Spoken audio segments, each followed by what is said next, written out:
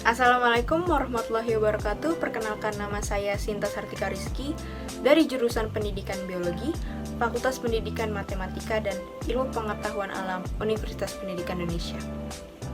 Pada kesempatan hari ini, saya akan mempresentasikan tentang artikel ilmiah yang sudah saya buat. Sebelumnya, saya ingin mengucapkan terima kasih kepada Bapak Dari Sadianto selaku dosen pengampu bahasa Indonesia yang sudah membimbing dan membantu saya untuk menyelesaikan artikel ilmiah ini. Adapun artikel yang saya tulis berjudul Pengaruh Pembelajaran Daring Terhadap Motivasi Belajar Siswa. Pada kesempatan kali ini ada beberapa bagian yang akan saya presentasikan, yaitu pendahuluan, metode penelitian, hasil dan pembahasan, dan yang terakhir kesimpulan. Seperti yang kita ketahui, di negara Indonesia ini COVID-19 yang sedang melanda sangat berdampak besar di berbagai sektor, tak terkecuali pendidikan. Sebelum adanya COVID-19 ini, pembelajaran dilakukan secara tatap muka atau secara langsung.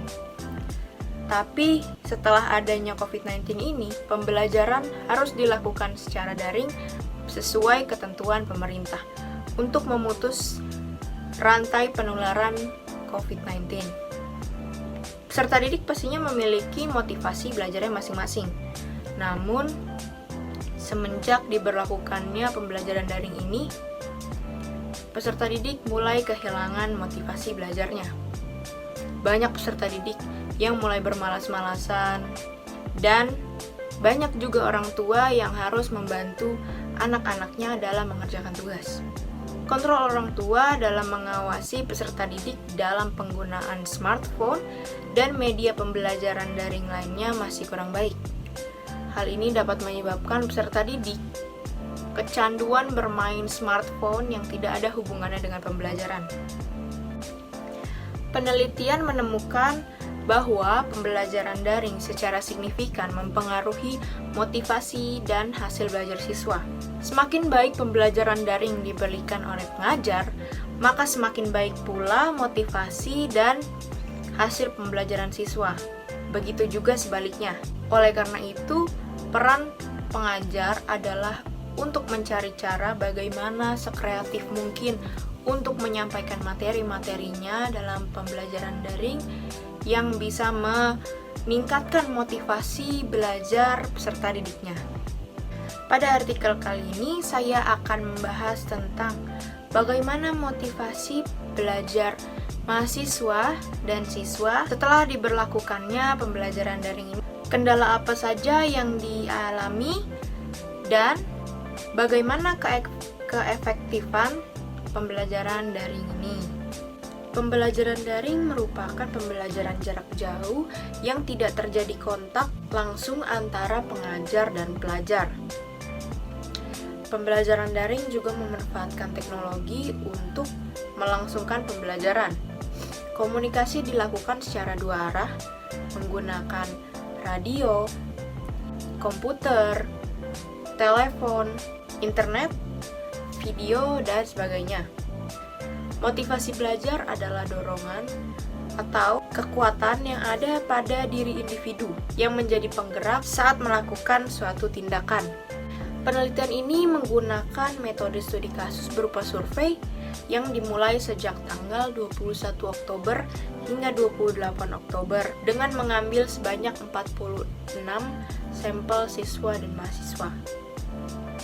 Menurut Tien 1996, studi kasus sendiri adalah satu metode dalam penelitian ilmu-ilmu sosial yang cocok digunakan jika pertanyaan penelitian yang akan dijawab berkenaan dengan siapa dan bagaimana. Instrumen yang digunakan dalam penelitian ini adalah pengambilan data dari beberapa siswa dan mahasiswa dengan mengisi survei kuesioner melalui G-Form yang sudah dibagikan. Penelitian ini dimulai dengan mengambil sampel siswa dan mahasiswa yang mau mewakilkan perasaan dan juga motivasinya selama pembelajaran daring ini. Selanjutnya menggunakan teknik pengumpulan data berupa kuesioner yang telah disediakan untuk dijawab oleh objek. Kuesioner merupakan teknik pengumpulan data dengan cara mengajukan pertanyaan dan akan dijawab oleh objek. Melalui pertanyaan-pertanyaan yang ada di G-form yang sudah dijawab oleh responden, dapat terlihat gambaran mengenai pembelajaran yang dilakukan pelajar di masa pandemi ini. G-form tersebut memiliki 46 responden. Dari hasil data dan survei, dihasilkan data-data berikut ini. Pertanyaan pertama adalah tentang semangat dan motivasi peserta didik mengikuti pembelajaran daring. Dari 46 responden tercatat 84,8% pelajar merasa tidak bersemangat untuk mengikuti pembelajaran daring. Dan sisanya 15,2% lainnya cukup dapat beradaptasi dalam metode pembelajaran daring.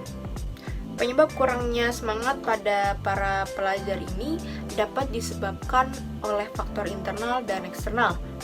Faktor internal sendiri bisa jadi adalah suasana hati yang sedang tidak baik atau keadaan fisik dan mental yang sedang tidak baik-baik saja. Sementara itu, faktor eksternal adalah bisa saja karena pengajar yang kurang kreatif dalam menyampaikan materinya. Yang kedua adalah sistem yang lebih efektif. Dari responden yang sudah tercatat, 93,5% memilih pembelajaran offline yang lebih efektif karena mereka bisa berinteraksi secara langsung dengan pengajar dan teman-teman. Lalu suasana kelas yang ramai tidak akan membuat pelajar jenuh. Bagi pengajar juga dapat menilai secara langsung keaktifan dan kepribadian siswanya. Kendala selama pembelajaran daring. Saya hanya memasukkan pertanyaan tentang gangguan sinyal dan baterai handphone atau laptop yang sangat cepat terkuras. Pengaruh kuota saya tidak memasukkannya karena pemerintah saat ini telah menyediakan kuota gratis untuk para pelajar dan pengajar yang ada di Indonesia. Dari responden yang sudah tercatat, 78,3% dari mereka lebih banyak yang merasa terganggu dengan sinyal yang kurang stabil. Sementara kebanyakan para pengajar meminta pelajar untuk selalu menyalakan kameranya, yang berarti diperlukan sinyal yang cukup baik agar pembelajaran berjalan dengan lancar. 21,7% responden lainnya menjawab kendala tentang terkurasnya baterai dengan cepat. Bisa jadi pengurasan baterai ini karena aplikasi meeting conference yang dipakai selama berjam-jam. Yang keempat ada tingkat pemahaman materi.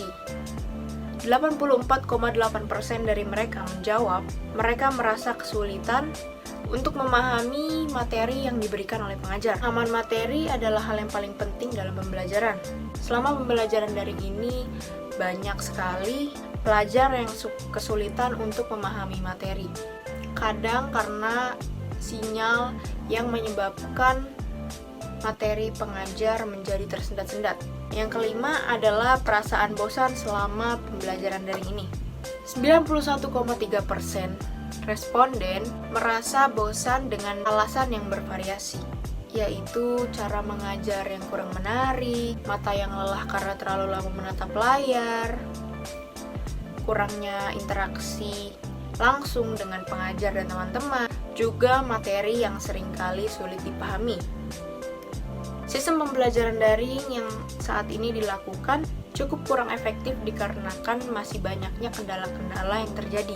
Dilihat dari sisi pelajar, kurangnya interaksi secara langsung dan kreativitas pengajar sangat berpengaruh. Saran untuk para pengajar diharapkan bisa sekreatif mungkin dalam menyampaikan materi pembelajarannya, agar pelajar pun tidak merasa bosan dan motivasi belajarnya tidak berkurang. Jangan lupa juga untuk menyampaikan materi dengan bahasa yang mudah dipahami oleh pelajar.